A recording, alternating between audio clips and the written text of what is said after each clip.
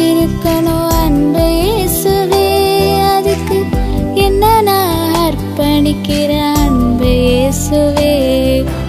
பாவியாக இருக்கிறனே என்ன பாருங்க, உங்க ரத்தத்தால கழுவி என்ன சுத்தமாக்குங்க. பாவியாக இருக்கிறனே என்ன பாருங்க, உங்க ரத்தத்தால கழுவி என்ன சுத்தமாக்குங்க. உங்க ரத்தத்தால கழுவி என்ன சுத்தமாக்குங்க. பரிசுத்தமாக வாழ்ந்திடவே அர்ப்பணிக்கின்றேன்.